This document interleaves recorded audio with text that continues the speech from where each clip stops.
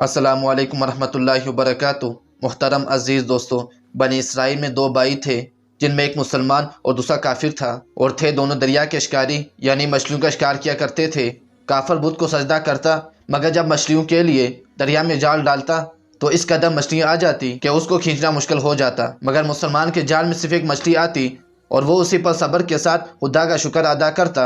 اتفاقاً ایک روز مسلمان کی بیوی اپنے مکان کی چھت پر گئی تو اس کی نظر کافر کی بیوی پر پڑی جو زیورات اور بہترین لباس سے آراستہ تھی۔ یہ دیکھ کر مسلمان کے بیوی کے دل میں وسوسہ پیدا ہو گیا کہ کاش میں بھی ایسی ہوتی۔ تو کافر کی بیوی بولی، تو اپنے شوہر کو آمادہ کر لے کہ وہ بھی میرے شوہر کے معبود یعنی بت کی عبادت کیا کرے تاکہ تو بھی میری طرح مالدار ہو جائے۔ یہ سن کر مسلمان کی بیوی کچھ غمزدہ ہو کر نیچے آئی، اور جب اس کا شوہر گھر آیا تو بیوی کا حال دیکھ کر دریافت کیا کہ آخر بات کیا ہے جس سے تو اس قدر غمزدہ معلوم ہوتی ہے۔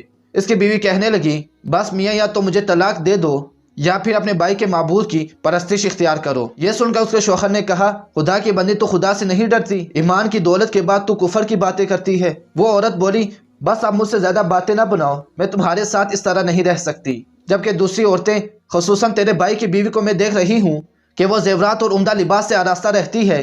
جب اس مرد مومن نے دیکھا کہ عورت ضد پر اتر آئی ہے اور اس کا اصرار حد سے بڑھ چکا ہے تو اس نے عورت کو تسلی دی اور کہا، اچھا گھبرانے کی ضرورت نہیں، میں کل سے کاریگروں اور مزدوروں میں جا کر محنت کر کے تجھے روزانہ 2 درہم دے دیا کروں گا، ان 2 درہم سے تم اپنی حالت درست کر لینا۔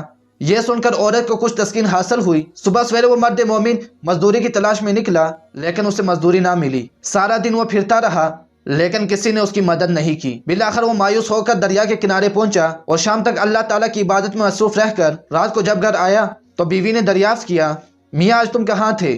وہ کہنے لگا، میں بادشاہ کی خدمت میں تھا، بادشاہ نے مجھ سے 30 دن کام کرنے کی شرط رکھی ہے۔ بیوی بولی، آخر وہ بادشاہ تم کو کیا دے گا؟ تو اس نے جواب دیا، میرا بادشاہ بڑا کریم ہے اور اس کے خزانے مال و دولت سے بھرے ہوئے ہیں، وہ مجھے وہ دے گا جو میں چاہوں گا۔ چنانچہ وہ اسی طرح اپنے معبود برحق کی عبادت میں مصروف رہا۔ تیسری رات ہوئی تو بیوی نے کہا، سنو میاں، اگر کل تم نے مجھے مزدوری لا کر نہ دی تو تم مجھے طلاق دے دینا۔ یہ سن کر اس کو کسی قدر پریشانی لاحق ہوئی، اور تیسویں صبح اس نے ایک یہودی سے کہا کہ کیا تم مجھے مزدوری پر لگا دو گے؟ یہ سن کر یہودی کہنے لگا، ہاں تمہیں مزدوری مل جائے گی، لیکن شرط یہ ہے کہ میرے پاس تمہارے کھانے پینے کا کوئی بندوبست نہیں ہوگا۔ چنانچہ وہ مرد مومن روزے کی نیت کر کے اس یہودی کے ساتھ کام کرنے کے لیے گیا، اور دوسری طرف ایک آدمی اس کی بیوی کے پاس گیا اور دروازے پر دستک دی۔ جب اس کی بیوی باہر نکلی تو اس آدمی نے اس کی بیوی کو 29 اشرفیاں دی اور کہا کہ یہ تمہارے شوہر کی مزدوری ہے۔ تمہارا شوہر 29 دن سے بادشاہ کی مزدوری میں تھا، یہاں تک کہ تمہارے شوہر نے بادشاہ کو چھوڑ دیا۔ اگر وہ 30ویں دن بھی کام پر جاتا تو اس کو بہت سی اجرت مل جاتی، لیکن وہ یہودی کے پاس چلا گیا۔ اگر وہ مزید بادشاہ کا کام کرتا تو بادشاہ اسے مزید اجرت دیتا۔ بس یہ لے لو 29 اشرفیاں، اس میں ایک اشرفی اس لیے کم ہے کیونکہ آپ کا شوہر 30ویں دن کام پر نہیں گیا۔ چنانچہ وہ عورت ان میں سے ایک اشرفی لے کر بازار گئی۔ سنان نے جب اشرفی دیکھی تو 1000 درہم اس کی قیمت اس عورت کے حوالے کر دی۔ جب شام کو وہ آدمی گھر آیا تو عورت نے اس سے دریافت کیا کہ آج تم کہاں تھے؟ اس نے جواب دیا کہ میں آج ایک یہودی کے ساتھ کام پر تھا۔ اس کی بیوی نے کہا، آخر بادشاہ کی خدمت ترک کر کے تم دوسرے کی خدمت کیوں کرتے ہو؟ پھر اپنے شوہر کو اشرفیوں کا واقعہ سنایا، جس کو سن کر وہ مرد مومن روتے روتے بے ہوش ہو گیا۔